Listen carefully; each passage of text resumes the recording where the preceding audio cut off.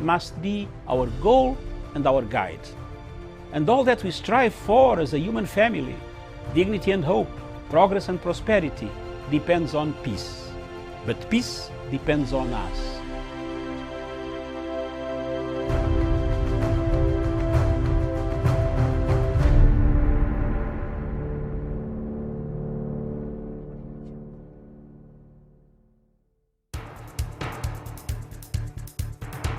It is ridiculous and it is against the laws of nature that we can have somebody sitting pretty who takes home more money than the credible entrepreneur who is doing actual production of goods and services. We always say it as it is. It is only in this country that when a thief is arrested, you hear elders from their tribe saying, "He is our son and he is our thief." If you are deviant Yes. and I call you leader, probably you are already a leader, but you are leading in the wrong direction. We want to see the role of the youth Yeah. in the security, Yes. governance, Yes. and development. The youth that I meet and work with here, you know, we call them the millennials and X's and Y's, this and that. They don't necessarily want to live like their fathers and grandfathers, Yes. do business like their fathers and grandfathers. They're more independent, they're better educated, and they're the ones that are making everything move in this region. We look at the issues, we talk about issues that impact people's lives in Africa. The African peoples themselves continue to cheer bad leaders, and because they cheer them on, they continue to be misled. Let me ask you, doctor, would you rather be somebody who does not enjoy so much freedom but you are rich? Yes. Or you'd rather be poor who you are actually imprisoned by the poverty itself? My goal is not to come here and say, I want the majority ownership, I want to own this, I want to own that, I want to do this. My goal is we all make money and we're all happy, and I help build a big business here. Punchline is for Africa, with Africa, from Africa.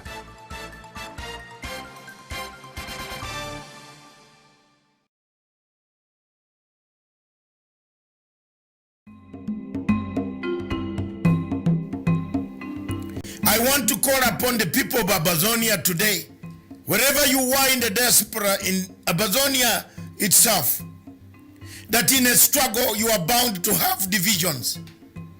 But divisions should not divert you from the main focus, the main challenge.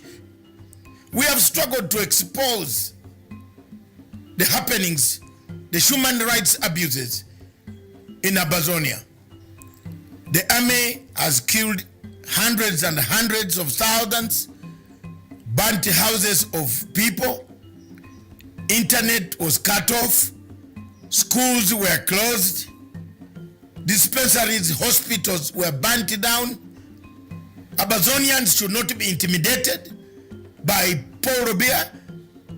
It is not upon the leaders of Ambazonia, because I am not from Ambazonia, but I've played a pivotal role in making sure that I loud out the voices, I put out the call, I call upon AU, EU, United Nations, Human Rights Watch, Amnesty International.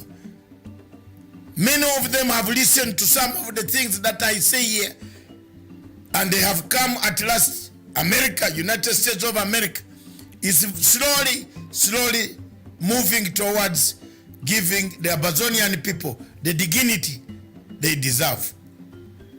I therefore call upon the leaders and the leadership of the Ambazonian people to unite for a purpose.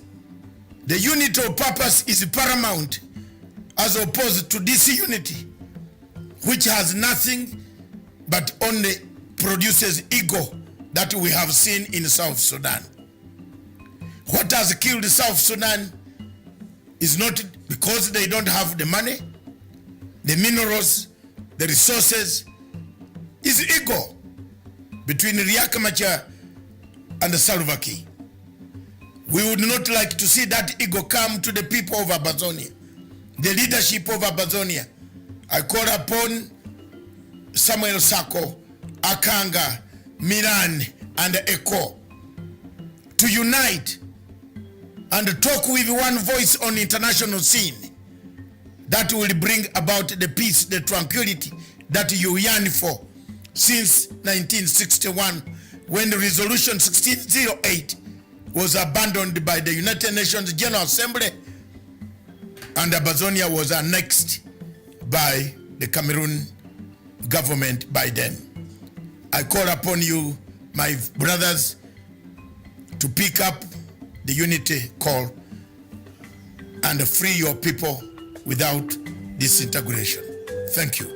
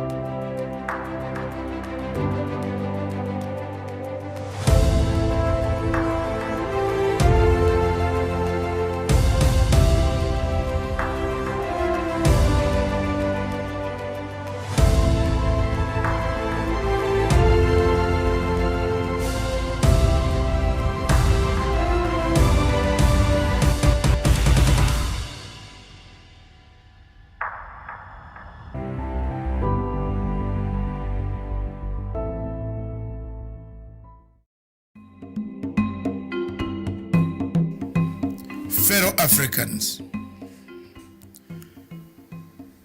since 1957, when Ghana gained independence, there has been quite a lot of political, social, economic indicators on the African continent that show that Africa has progressed from pre-independence Africa to post-independence Africa. Ghana, your beloved country, is free forever. From now on, there is a new African in the world. That new African is ready to fight his own battle and show that after all, the black man is capable of managing his own affairs. 66 years down the road, Africa finds itself with the first country, Ghana, having gained independence. We find ourselves still locked up, controlled, manipulated, instructed, logistically supplied, equipped by foreign powers that dictate our agenda. Africa is endowed with plenty of minerals, resources, good weather.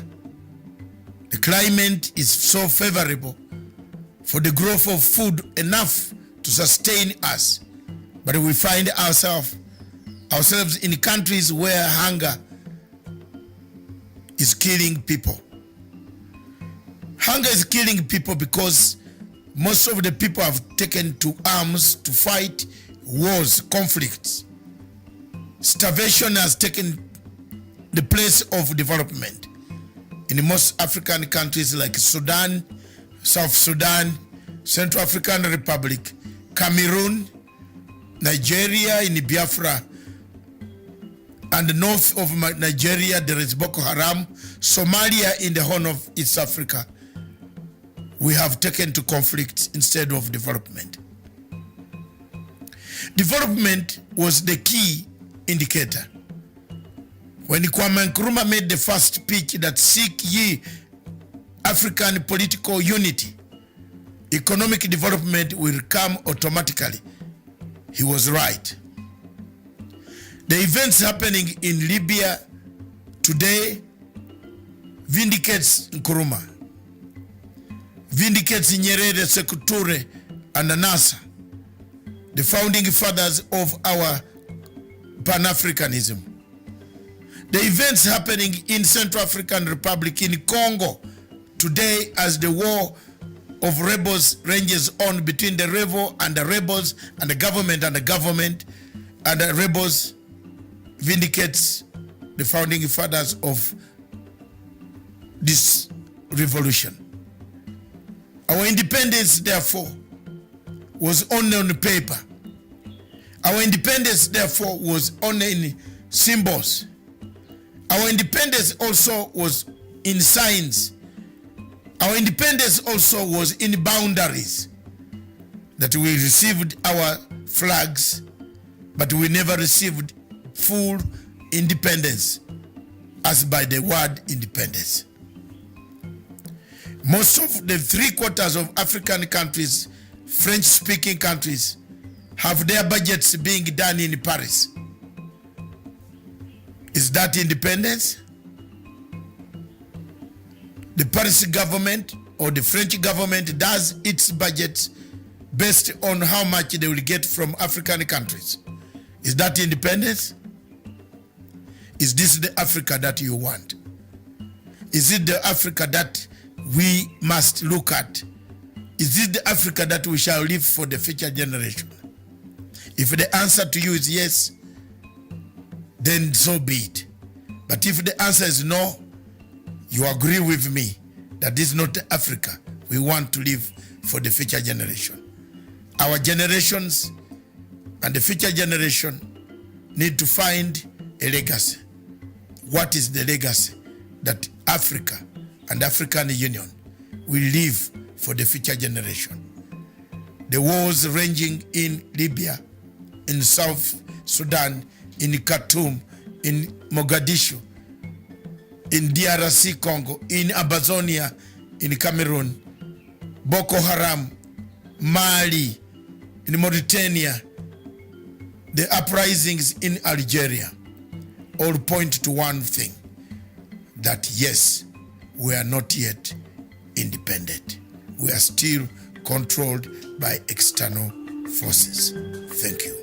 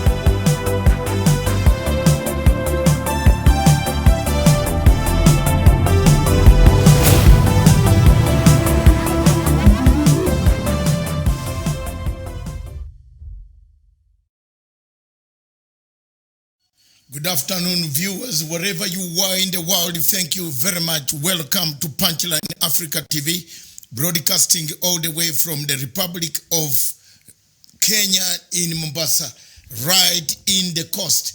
And then we shall be looking at all aspects of Africa, right from Harare in the Republic of Zimbabwe, Tanzania, Dar es Salaam. Sadaka meeting just ended.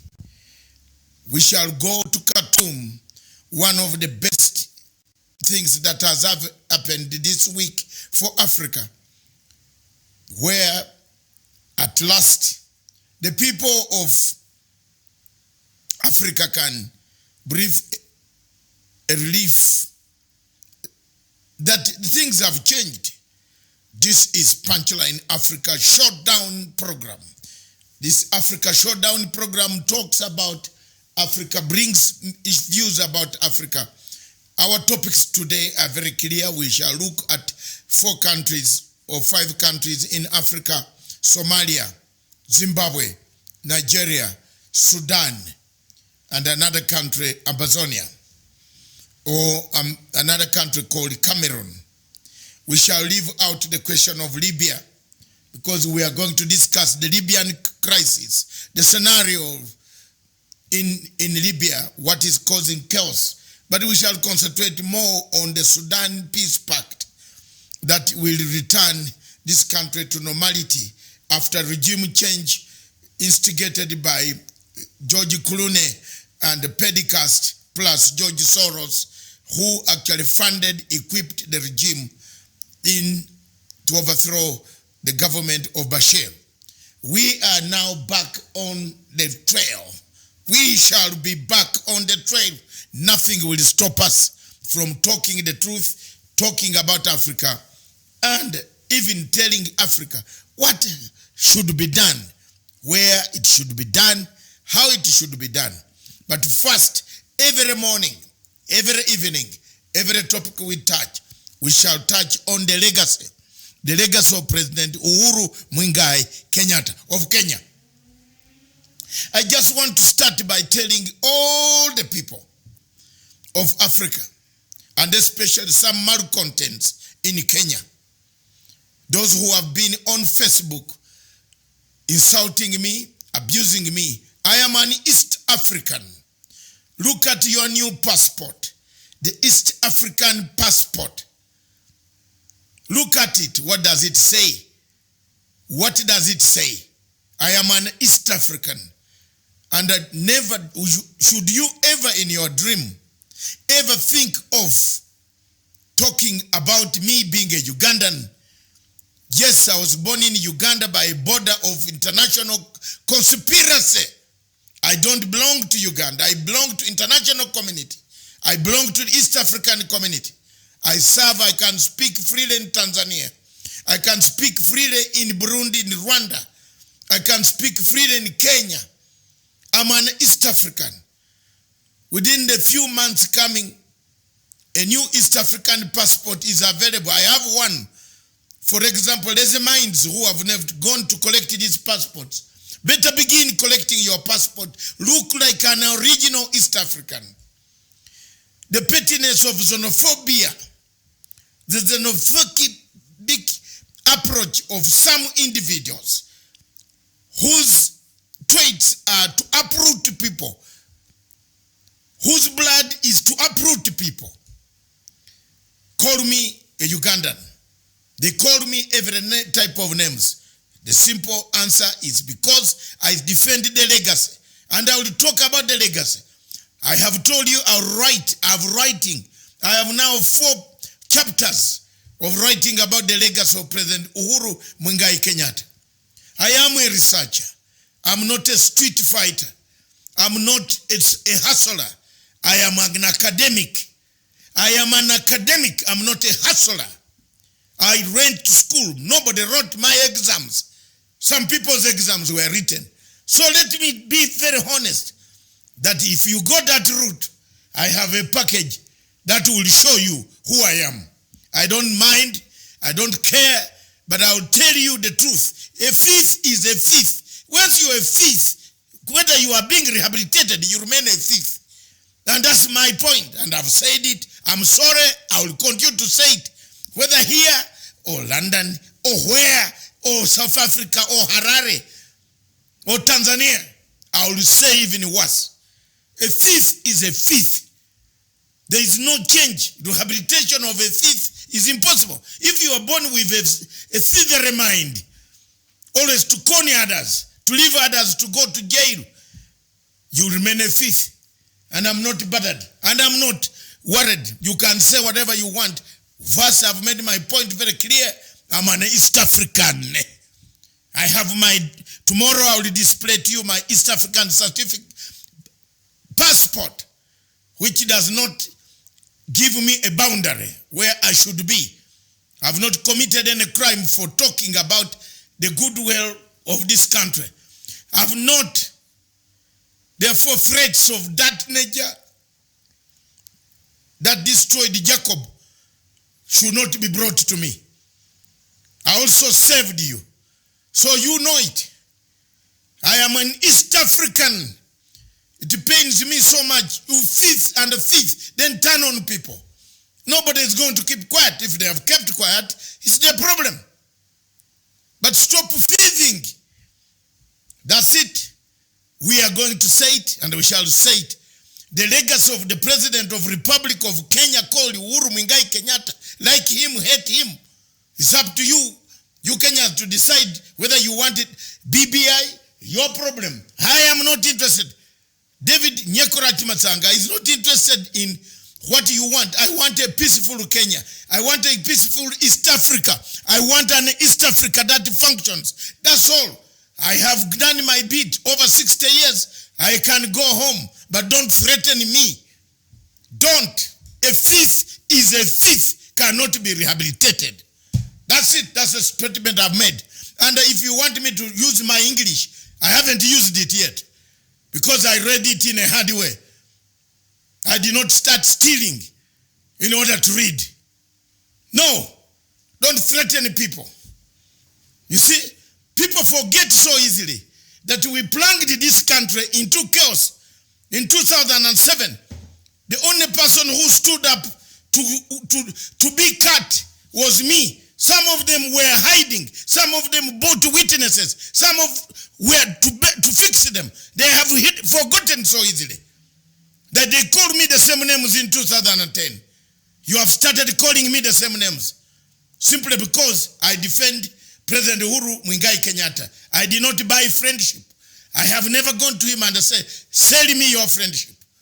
I have only never, even 7 years in his, but I never even booked an appointment to see him.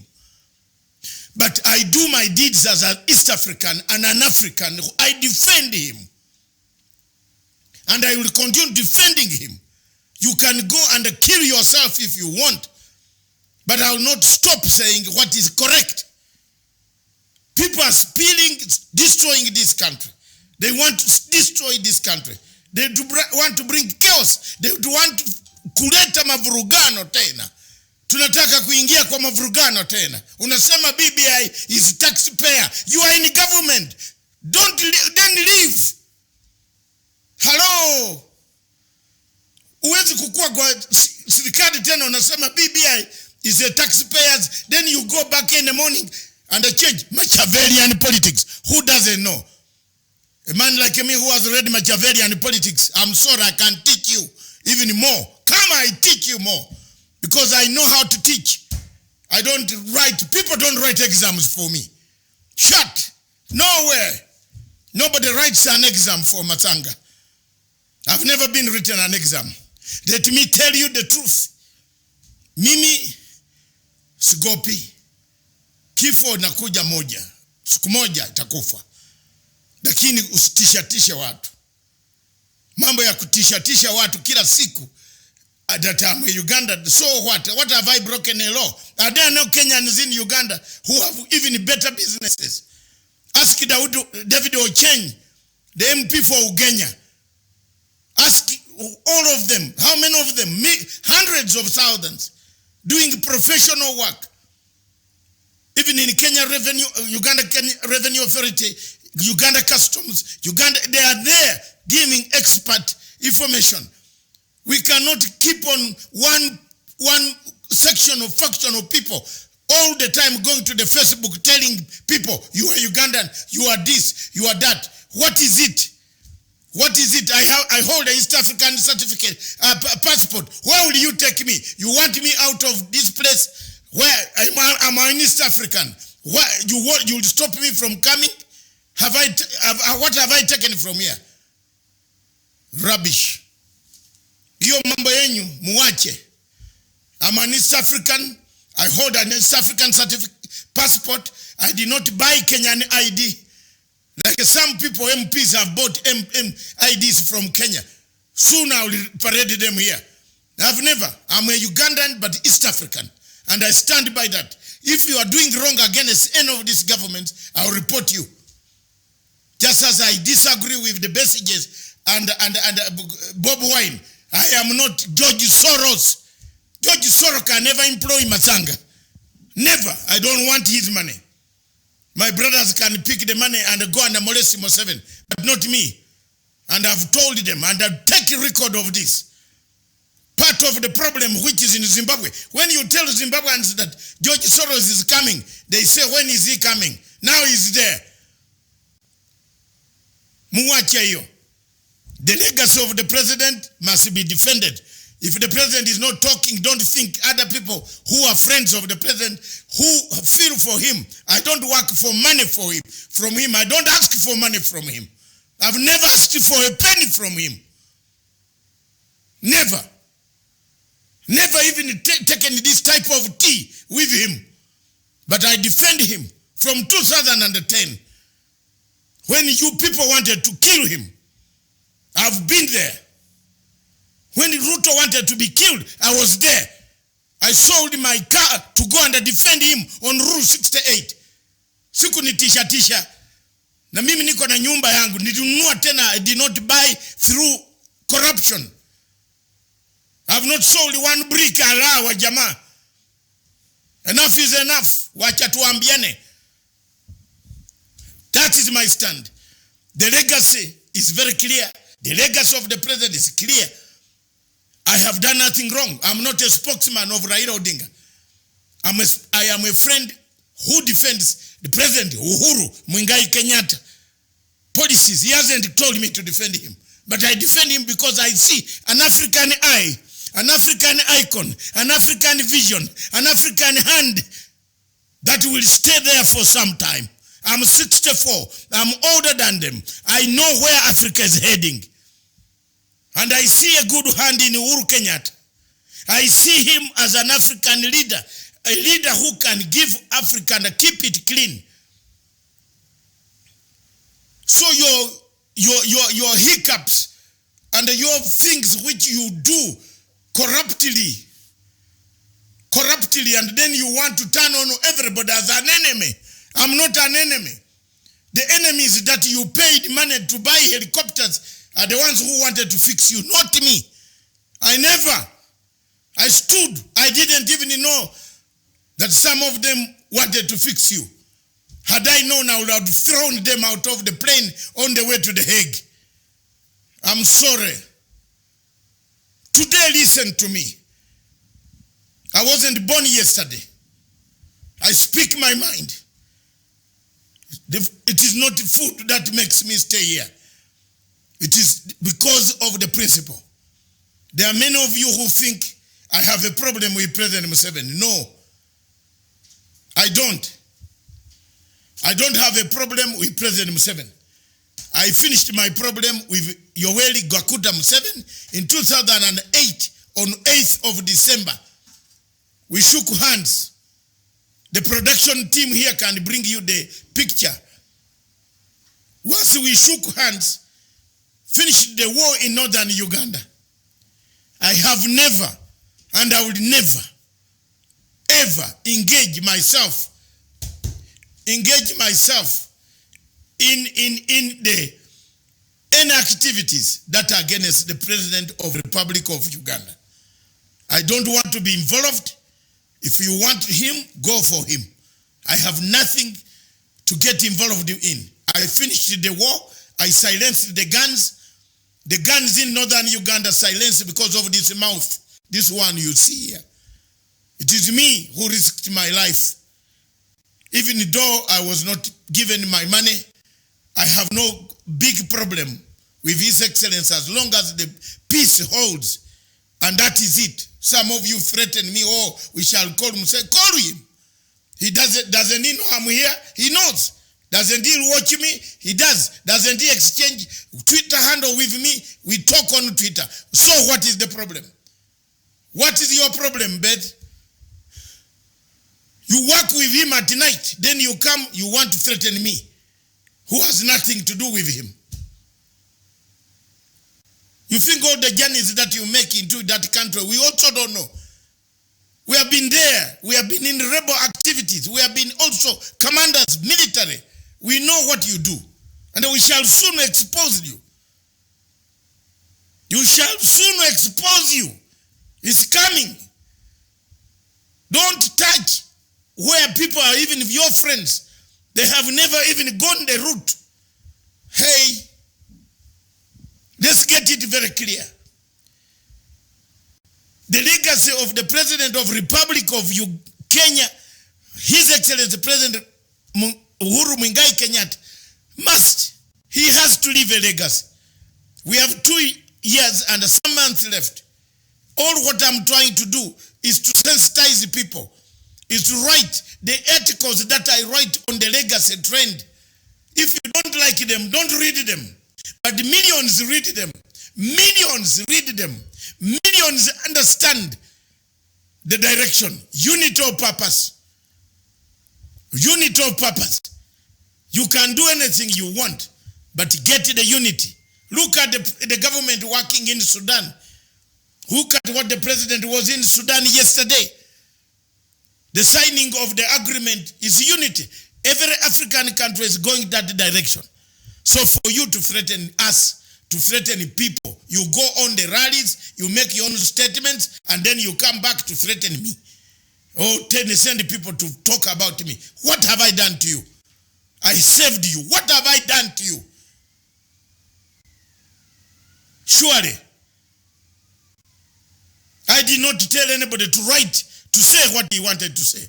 I wasn't at the rally. I'm not a voter in this country. I'm a friend of Jubilee Party, that was all. If Jubilee collapses, that's it. If President Uhuru Kenyatta finishes his term, he's not there, I will go my way. I am only doing what I can do. You can lead your country the way you want. But don't tell me I'm not an East African. Why are we making East African passports? Why are we making East African passports? Why? Why are we changing our passports? Why? It's because it's one state, one Africa, one nation, one East Africa. Boundaries have created us this element of fiction on the minds, crooked minds that always think of grabbing people's things. They keep on calling you, oh, you go home, these crooked minds. Even the younger men who write these things on Facebook, shame on you. Crooked minds, you think of grabbing people's things, uprooting them. Nobody is going to keep quiet. This time is not that time.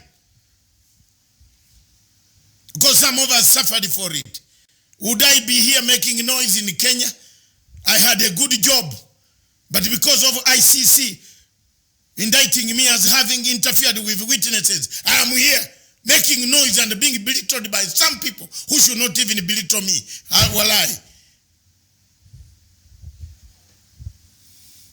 Thank you very much, viewers. The legacy of the President of the Republic of Kenya still stands. The legacy must be there. I have done my bit as an African. I have never been engaged in making sure that somebody is not there. No. But I want to make it very categorical. We are a disgrace to ourselves. We make statements and then turn around thinking that the people think like they say the way you used to run and tell lies. Now there are no lies. The pictures are there. The clips are there. If you didn't say that it's a waste of taxpayers' money, go and retract. Tell your PR people to retract. Don't attack me.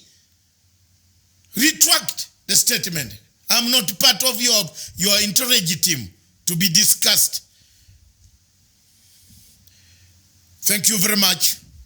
The legacy, obstacles have been there, challenges have been there, but success is also seen.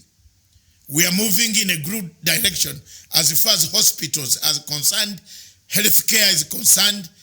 The things are being sorted out. What is very difficult is corruption. The type of corruption that is embedded in the system's structural challenges in Kenya pose a threat to the Kenyan Agenda 4. Corruption has done that. Corruption has posed a very big threat. And I hope the president will tackle the corruption, syndicate, remove the syndicates, remove them as they go on trial. Don't leave anybody, any stone unatturned. There is need for fatigue evaluation. There is need for fatigue evaluation in courts. The courts of Kenya are rotten. The judiciary in Kenya is rotten. Coming to that, number 2, the legacy of President Uhuru Kenyatta can understand if the court, if Maraga and Amwiru out of that court. I have said it, and I'm going to say it. I will stand for it. They can imprison me. They can jail me.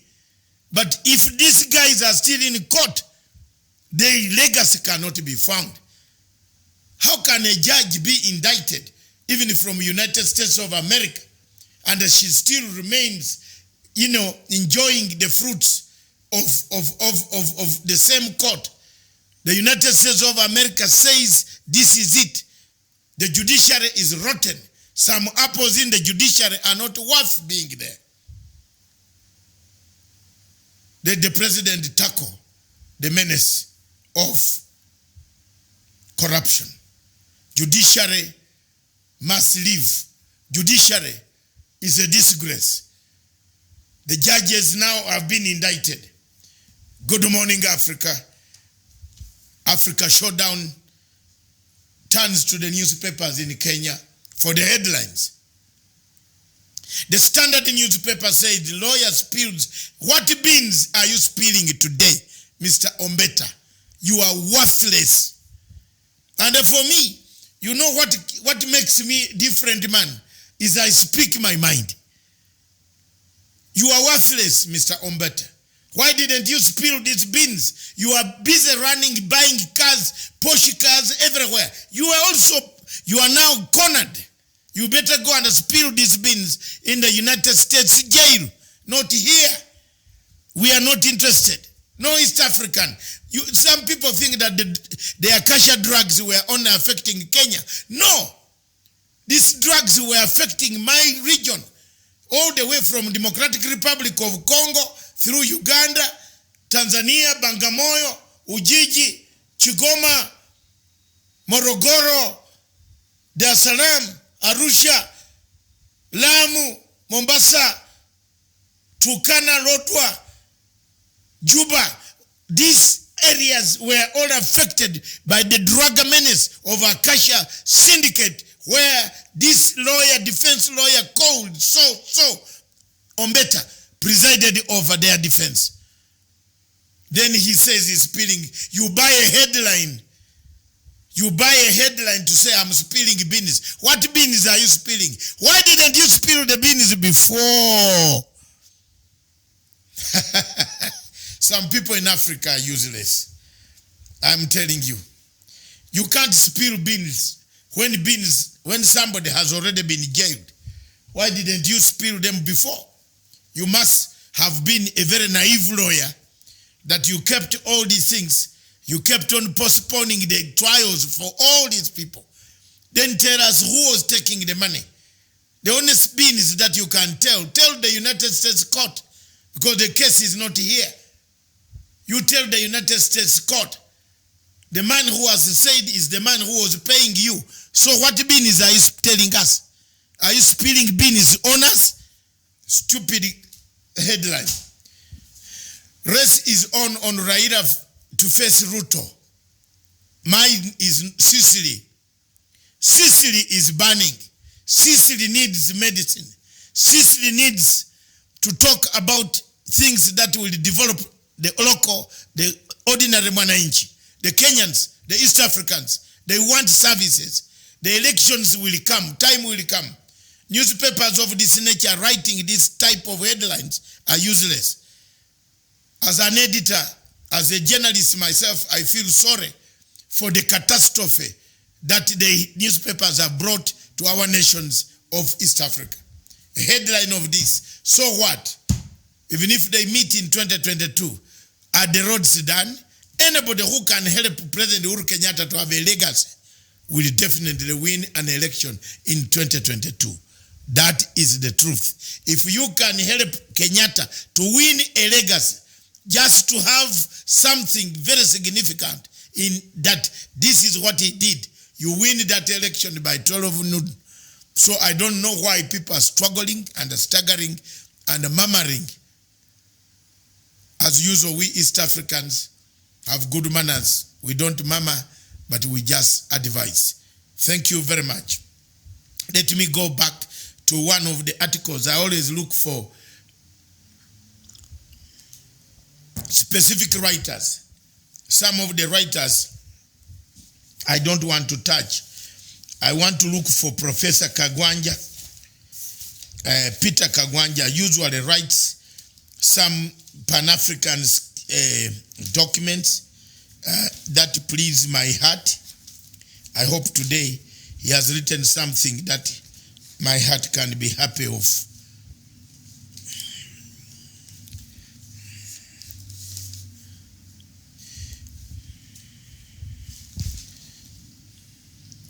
I don't know why I can't see Professor Peter Kagwanja's.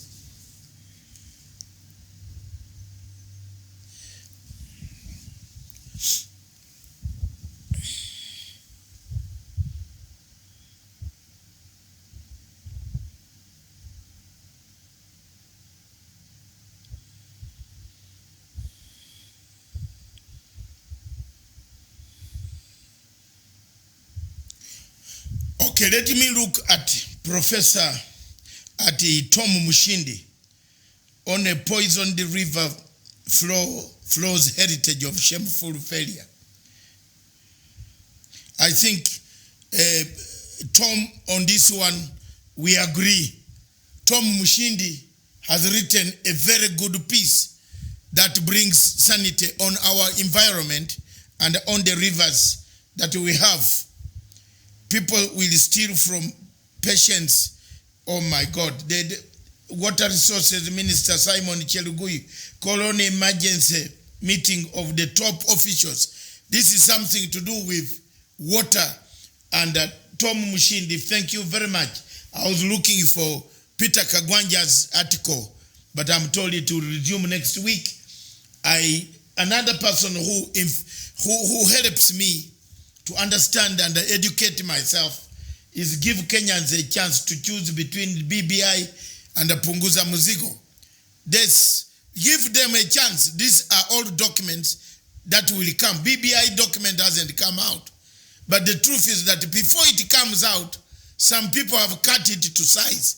Some people have even said it's a taxpayer's waste of money. So if you don't like it, wait for it to make it a resolution. Why I'm hurt so much is I am one of the few people who noticed the gap in Kenya about redemption. And I said redemption strategy in Kenya can help this country to move forward. One television station and a gentleman by name Wafula called me Mr. Redemption.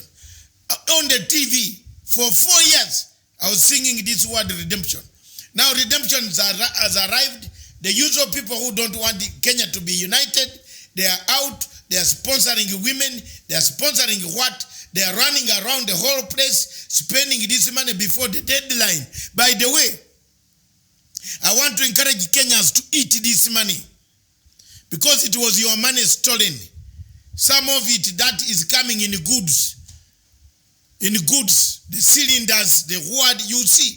Hey, this is becoming very good. In fact, at the deadline, Mzee can increase the deadline.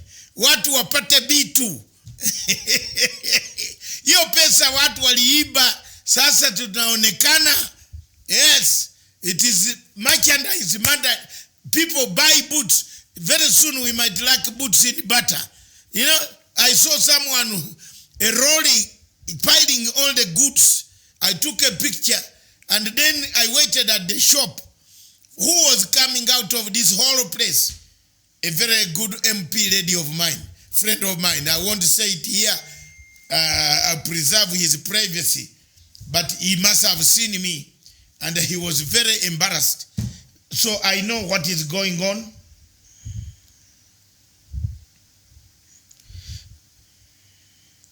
I know what is going to happen. I know what is going on. And I wish you good luck. All of you enjoying some of these goods. Eat them. Eat the things. If they bring cement, iron sheets, build schools. Because this was stolen money by few individuals. Now we have got it coming through these groups. And these groups well organized. I am very happy that Kenya is picking up in that organized manner. Where ladies can display themselves. There was a show in Uganda. where ladies with calves could come for competition. And the Minister of Tourism of Uganda invited the tourists not to come to Uganda only, not to, and I repeat, not to see animals, but also to visit and see our carved ladies. So we can see a lot of carved ladies and carved honorable members of parliament. Thank you very much. The attire is very good. And I don't know why people have taken my color red. My color of Uganda People's Congress. In Uganda, another smaller younger boy has stolen it, called Bobby Wine. That was UPC Obote's color. And it is still, I am the only Obote remaining, one of the few supporters who can, even if you are shooting bullets, if I have time to say Obote is my president, I would say that because I liked him so much. He taught me how to speak politics, how to do English, how to write English notes, how to present myself. He loved me, and he loved me up to the end. May his soul rest in peace, President Milton Obote. Thank you. Back to the situation of current affairs. Back, we are aware that in sports, Arsenal, Liverpool cruise as VA aids Spur to draw. I am a Liverpool fan, so this week I'm very delighted. We've crushed some people very badly. They are still nursing their wounds. So may you nurse the wounds properly. I want to take now, in the shortest time, a break. And in the next 2 minutes, I will come back with African news, Africa Showdown. I will start with Khartoum. We shall display some photos from Khartoum of yesterday's meeting, and we shall cross over to Khartoum to our correspondent, Dr. Mukhtar, who is in Khartoum, who will tell us more about the agreement. Then later on, we shall switch on to Nigeria. Nigeria faces a painful human suffering. The terrorists are killing people in the north, Boko Haram, and we must condemn that this type of killings by Boko Haram. We must encourage the Nigerian government to make sure that Boko Haram is no more. The suffering under the ISIS element of Boko Haram now, which is growing up in North Nigeria and the Sahara region, must come to an end. We must come back as African Union, resolved to send a peacekeeping force that is legalized and constituted, like the one of AMISOM in Somalia, to help to curb this menace of Boko Haram. Thank you very much. Then we shall move on to Somalia. Is there an external hand? Is there an external hand that is making Somali government work negatively against its own people and its own neighbors? Don't go away. Then we come to Zimbabwe. Cliffhanger on regime change. He's on cliffhanger.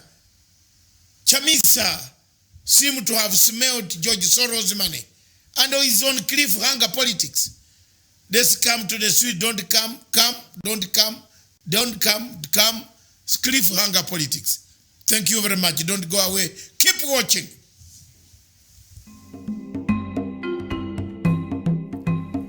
Conflicts in Africa have become the daily occurrence. Daily occurrences in many countries, in the sense that almost every African country, apart from the few, there is tension. One wonders where this tension at times comes from. Some of it comes from elections, a manufactured election, a disputed election results, Some come from territory. Some are terrorist-based, like that of Somalia and Boko Haram. Some are because of regime change, purely sponsored by external forces. But 95 to 96% of conflicts in Africa occur through the sponsorship of external darker forces that would like to benefit out of the spoils of war.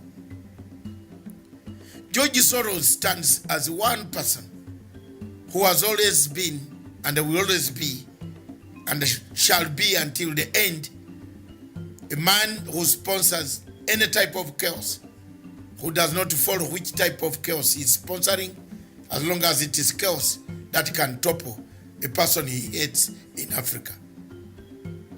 Many African countries are undergoing this pressure, this tension, especially those that are conducting elections and whose timetable for elections seem to be coming in the near future.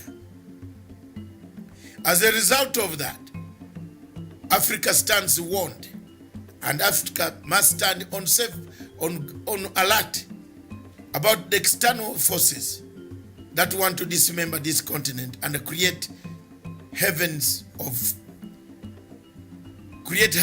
of war, create insecurity, create mirage peace that Africans have fought after 66 years of gaining political independence.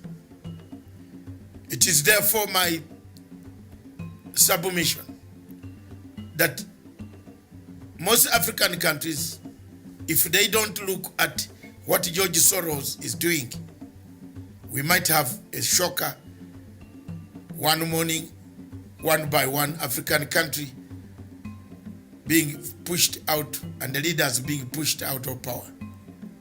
The events therefore in South Africa, as proved from these detailed undercover operations, they prove that George Soros indeed has a say in South African politics. And therefore, we want to urge Africans and African heads of state and their military and intelligence systems to be careful and watch on the amount of money that is being pumped into their economies, because some of the money could be George Soros money that will end up to bring public disorder in most of the African countries. Thank you very much, viewers.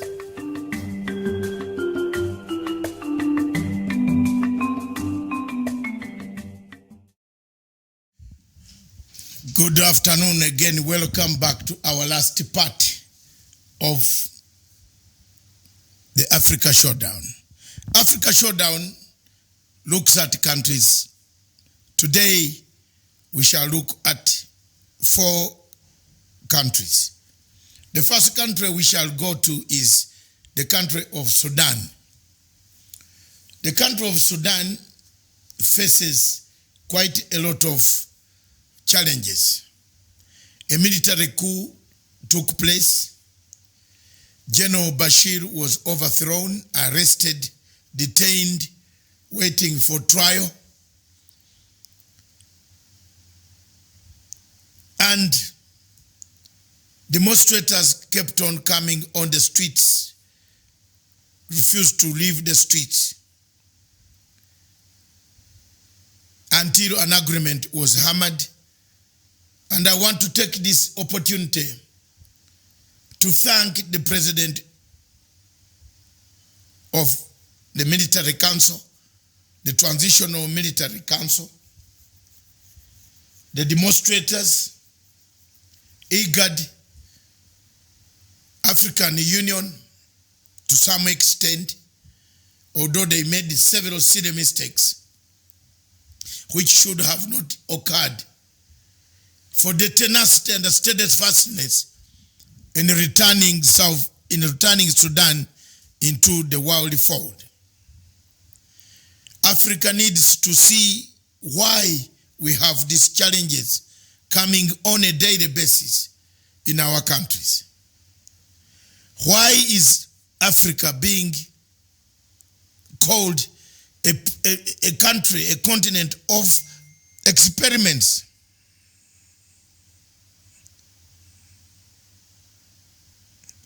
A country of experiment. Why is George Soros experimenting on Africa? What has happened? Why is it that every African country, things are checked? We are being the ones to be experimented on. George Clooney, Mr. George Clooney, pedicast, George Soros. Regime change is coming to almost every African country where there is an election. Have we asked ourselves, who are these people behind a regime change? What do they want to achieve? As you saw in Sudan, it was a long road to where they were yesterday. I want to thank President Uhuru Kenyatta of Kenya for having taken this opportunity to go and witness one of the biggest projects of ending a military and ending a power sharing, having a power sharing system. President Uhuru Kenyatta handshake seemed to be quietly growing in Africa. Does Africa, therefore, we as Africans, can we think again? Do we need elections? Do we really need elections in Africa? Are elections worth in Africa? Do they give us hope? Do we have sense of direction? Do we have the sense of engagement after elections? Part of the problems of most African countries, Zimbabwe, Uganda, Kenya, we saw what happened, is elections. For you, you can bring punguza mizigo. You can bring whatever language you talk. You can bring 2 million referenda. But as long as you have not sorted out how to conduct yourselves after elections and before elections, we must think of other alternatives that are killing most Africans. Africans have died and they continue to die. Africans die because they don't know how to handle elections. Every 5 years in Africa, there is an expansion. There is an expansion of city mortuary space. All the mortuaries. There are many morticians who get ready to operate on the dead bodies. Does Africa need elections? I still keep on asking this question every time, even to Professor P.L.O. Lumumba, whom I believe could have been one of those to answer me this question, but he has dodged me. He never answered it. So does Africa need elections? Coming back to the point of Sudan, yesterday a peace agreement, power sharing agreement, that will see members sitting on the military council, civilian, a committee where prime minister, civilian prime minister will be able to run the affairs of the government and be able to return to the AU to discuss issues, to tell the problems of what is going back at home. That is a transitional government power sharing that we wanted to see in Sudan. So that when now they want to prepare for a new constitution, a constitution that will give them a new election, an election that will be conducted freely and fairly, so that these demonstrators don't come back to the streets again. Thank you very much, the people of Sudan, for doing what you did, and you made us proud. We are as proud as Africans as we can see. Next is Nigeria. The country of Nigeria makes me sick. I cry tears. I don't know how Chinawa Achebe, Baba Tafa Balewa, those founding fathers of Nigeria feel today when they look at Nigeria as a state, Nigeria, the most populous country on the continent of Africa, the most entrepreneurship is found in Nigeria, the most enterprising people, the most educated, most of them from the universities of Ibadan, Kano, Lagos. All these universities started there. The books that we read of Wole Soyinka, look at them. Look at the books of Chinua Achebe. The standing of Chinua Achebe, that when gods want to take you, they first make you whim, they first make you small, then they later on strike you.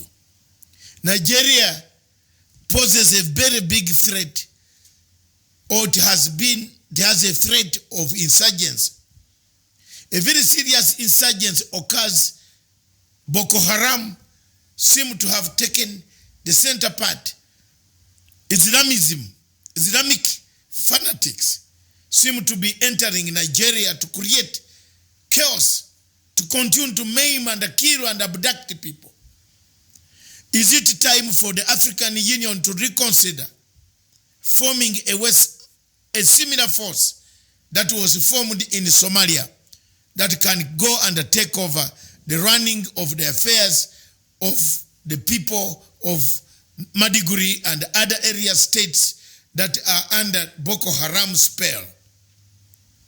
The entire Sahel region of Africa, of West Africa, because you cannot be happy as an African, go in a plane as you travel and see many people, millions being killed in one part of Africa, and say, I am an African, I am visiting Washington, D.C.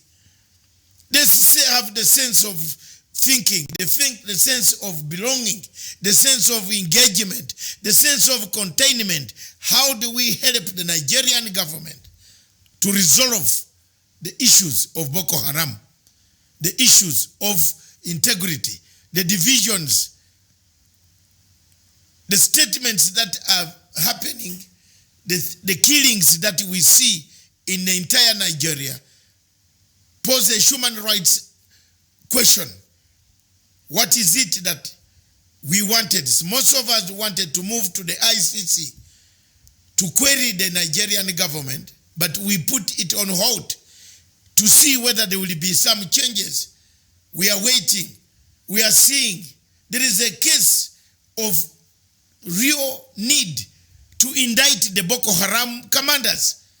The International Criminal Court that indicted Joseph Kony and the 5 commanders can as well indict these Boko Haram commanders. Why is the International Criminal Court not able to indict the the commanders of Boko Haram? We know their names, we know who they are, we know where they are, we know how they operate. They should be indicted such that they can work with international warrants that they are being wanted by the International Criminal Court. It also serves as a deterrent for further insurgency to spread in Nigeria. I will be trying to advise as an African, but the advice as an African might fall on deaf ears. Are Nigerians ready to listen? Is the President Buhari ready to listen?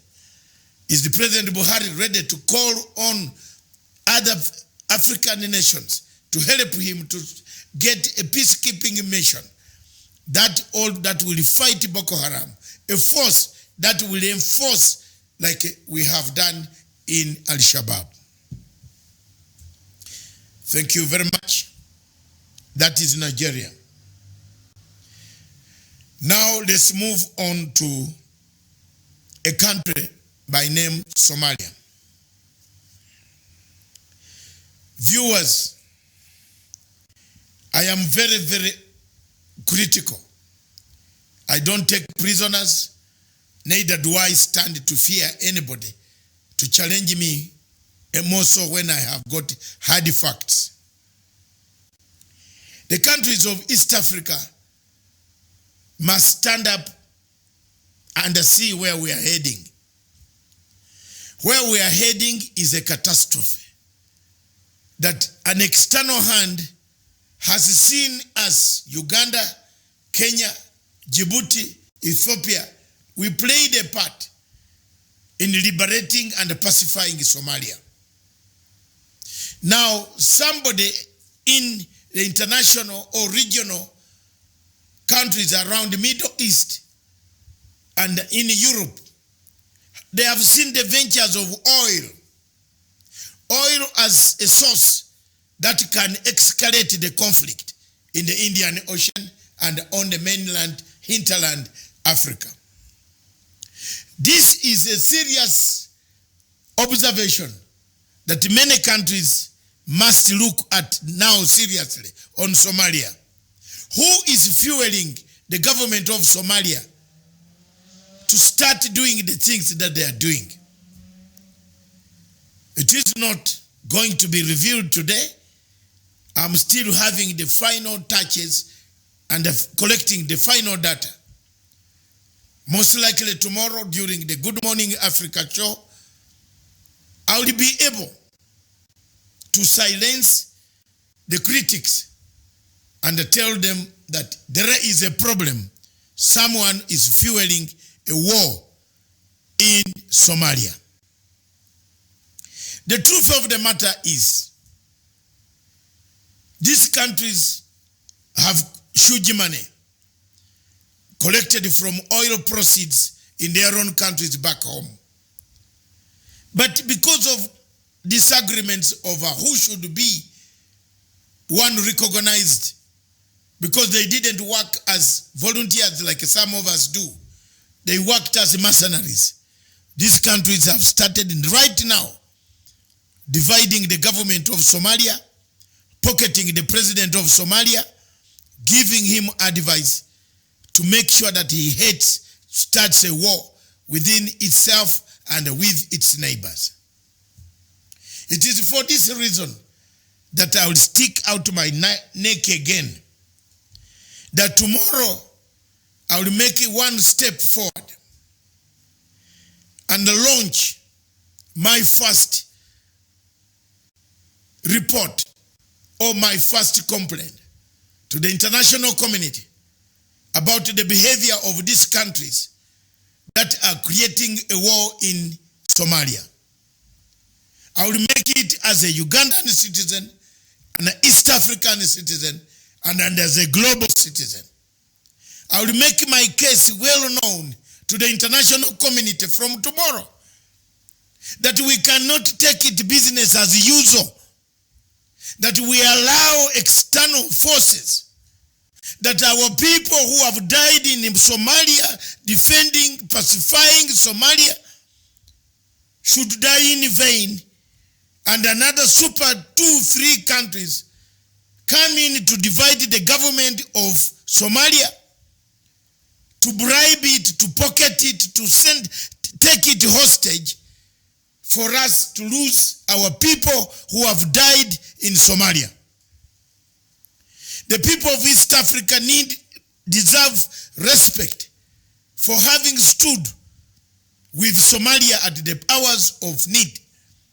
It is therefore important for us, international community, for us activists, international activists like me, to take on these countries, to expose the malaise that they have brought in this region in their fight for oil proceeds, gas proceeds, and other minerals. It is important that this goes to the world record, that we record down that should Indian Ocean become a battlefield, these countries are responsible. Should this happen, the United Nations Security Council must be told with no uncertain terms that these are the countries that have pocketed the president of Somalia. Viewers, the family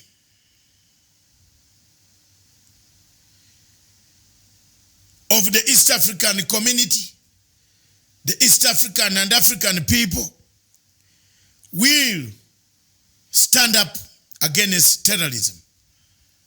We have nothing, no regrets, because terrorism becomes terrorism. There is no shortcut, no other road towards the ventures of terrorism. It is only one way: they kill, they come to kill. They have never come to please us. Therefore, we stand together with our African brothers, the people of Kenya, the people of Uganda, Djibouti and Ethiopia, Burundi, that we shall now expose, and now that these countries say we are not part of it, but we have to expose them. It is up to them to defend themselves with the records and the facts that are going to be laid down, and we see what we can achieve as states within East Africa. Thank you. My last country on Africa Showdown is none other than Zimbabwe. Viewers, the entire last week or the last 1 month, Zimbabwe has been on the headlines. On the headlines in the sense that Zimbabwe, a regime change has slowly penetrated Zimbabwe. A regime change mechanisms, tactics have entered Zimbabwe. Dismembered the moral center points through the opposition and a weak opposition, an opposition, a younger opposition, inexperienced opposition, inexperienced leadership of Chamisa. This nation is seeing tremors of regime change, threats of regime change, threats of violence being put on the people. Not the police, not the army, but the people whom Chamisa and Vanguard Africa and the American Embassy in Zimbabwe are calling upon people to stand up to die. I want to be very honest and frank. The situation in Zimbabwe must be talked about frankly. The American ambassador is busy inciting the members of MDC to destroy Emmerson Mnangagwa government. Why can't we take a leaf? And I want to leave this to Chamisa. Mr. Chamisa, pick a leaf from Raila Odinga. You always tell people in Zimbabwe that Raila Odinga is your mentor. Why don't you pick a leaf, cross over, and go shake the hand of Emmerson Mnangagwa, not because you want to join the government of Emmerson Mnangagwa, but you want a better Zimbabwe to seek solutions on how Zimbabwe can recover from the traumatic episodes that we see internationally and every time on TV. That's all. That's my call today. That's my call today. Take a step. Not a step with conditions. Take a step. Put out a timetable. What ails Zimbabwe? Present it to Emmerson Mnangagwa and see how you Zimbabweans yourselves can unite and solve this problem without you seeking political power or being part of the power sharing systems of the current government. Because already the court in Zimbabwe has ruled, the highest court in Zimbabwe ruled that elections, although there were mishaps, elections were not marred by the mishaps. Therefore, the winner was declared the winner. There is no other chance until the 5 years are over that you will ever get to be part of the government of Zimbabwe. So move on, take a step, shake the hand, sit down, present your program to Emmerson Mnangagwa and tell him this is where the economy is going wrong, this is wrong, this can be done, but mere telling people to come to the streets to fight is what we are called by Mr. Trump, who apparently is encouraging you, who calls us shithole. We are shithole in Africa. If we have people like Chamisa, we are shithole. We don't think for our people. We think for our own stomachs and our own families. We think of buying cars. We think of feeding a dog like the Bazungu do. But the Bazungu feed dogs because they have extra food. Have you ever heard of hunger in Britain? No. There has never been hunger in Britain. But there is always hunger in Kenya, in Zimbabwe. Today, people are dying of hunger. They don't have enough reserves. The UN is calling upon people to contribute food for Zimbabwe. So we behave as if we don't see these things. We are victims of our own self-making inflicted wounds. We make our own beds to lie on. We make our own beds to make sure that they pin us. If you look at Uganda today, Besigye made his own bed where he's sleeping on now. He made the rules as a political commissioner of the NRM. The same rules today are killing us.